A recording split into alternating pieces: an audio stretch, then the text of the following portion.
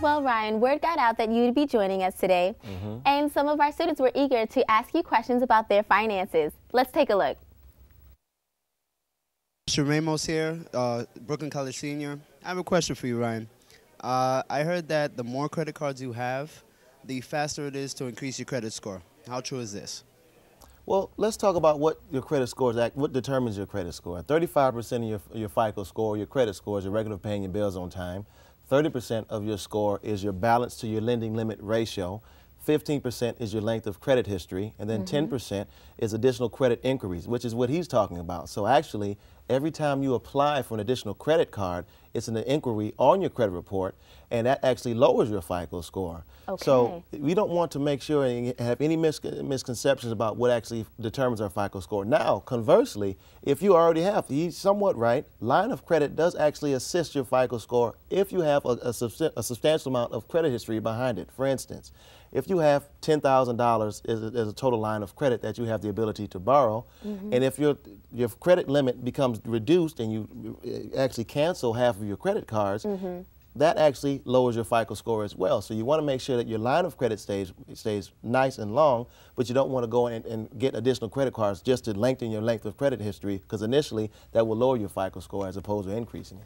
And I would say that it's safe to assume that you actually were making on-time payments. Exactly. So we don't want to just accumulate credit cards for the sake of accumulating Definitely it. not. We should have, again, good practices. Regular paying your bills on time is the highest priority. 35% of your FICO score is paying your bills on time. 30% is your balance to your lending limit ratio. So we don't want to go out there and have the misconception and get additional credit cards and get all these new credit cards on our account, and all of a sudden, because we never know if these cards have fees on them. We never know what sort of lending criteria we have on these cards, and we've seen a lot of students that I've seen come across that have essentially burned a hole in their wallet by using all these credit cards irresponsibly and almost maxed out these credit cards within the first 1 to 2 weeks of school. So we want to be very responsible how we use our credit cards. Okay, let's go to the next question. Hi, my name is Shatina, and I'm currently a senior here at Brooklyn College. There are tons of credit card representatives who come to our schools to get us to apply for credit cards. Do you recommend students to apply for credit cards, and if so, what are the best options? That's fine. We know what, this is always a very tricky subject because a lot of students, when they graduate college, they don't have that length of credit history. Again, that's 15% of your FICO score. So many students, when they graduate school, when they want to purchase a home and they want to actually purchase a vehicle, don't have the credit history. One way to know to establish credit history could be through actually using a credit card in school. I always advocate only using a credit card if you have a parent or guardian that can actually assist you in using that card. It's your first time in using a card. You've never used a card before for the most part. So you want to make sure you use it very responsibly. Get double statements, one statement sent to your own home, another statement sent to your parents' home to make sure they can actually follow up with you. You're not using your card irresponsibly. And again, use your own personal responsibility. It's for many students, it's your first time away from home. We want to be responsible how we use it, and this is your time to prove that you can be responsible in using your credit cards. And we always hear about APR. Yeah. So when a student is interested in applying for a line of credit, what would you say are some of the organizations that a student should consider in terms of applying for credit? A lot of banks, J.P. Morgan Chase has great rates for students. Citibank, and it's not necessarily the bank that you use. It really is in terms of the terms in which you receive from that credit card and how you choose that credit card. I would say in these times, maybe 12 to 13% for those students could be a good APR for those students that have never had a credit history previously. So we want to make sure you, again, read all the fine print, study it, go through it with your parent or guardian, make sure you have somebody that's used credit cards before to assist you in using that credit card, because this is real money you're playing with. This is not a game.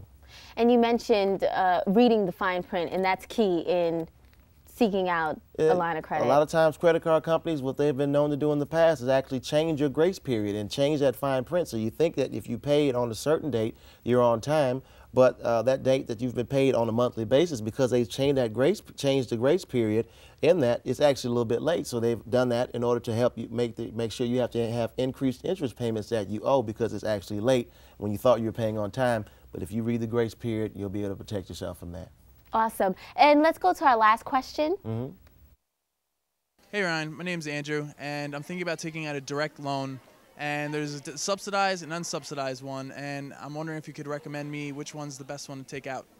Well, again, student loans is a very popular question because essentially right now, even banks are getting a little bit more scrutinous in terms of, or stingy with the loans that they give out. Okay. Subsidized loans you actually have to qualify for. So depending upon his income level, if he's able to prove a certain level of hardship, he should be able to qualify for those subsidized loans to get assistance from in terms of paying off those loans. But again, that really depends upon his income level. The most important thing we have to understand is that, again, these are loans that we have to pay off. I've seen a lot of students, when they get these loans, they use those loans for college trips, or they don't use those loans for school books, and they don't use those things for day-to-day expenses. We want to make sure we're responsible, because when you do graduate, the money has to go back, and that many times I've seen people 40, 50, 60 years old still paying off student loans. So we want to be very careful about how we use those student loans while we get them. What can a student do who has already taken out a student loan and hasn't graduated just yet, maybe has a couple of months ahead of them before graduation? How can they start planning to actually pay off these bills? Well, I mean, at the end of the day, you can either earn more, save more, or do both. And that comes from, the bottom line is a budget. When you're a student, even though you're not earning a lot of money, when you're a student, you can still start putting together various budgeting principles while you're in school. You have to spend money on books. You have to spend money to go to get something to eat. Many people get their hair done or their hair cut. People buy clothes in school. They do a lot of things that require capital expenditures. We have to put together a budget so when we graduate, we already have those principles in place so we can start paying off those student loans in the most fiscally responsible fashion. Thank you, Ryan. When we come back, still to come, a student from AAB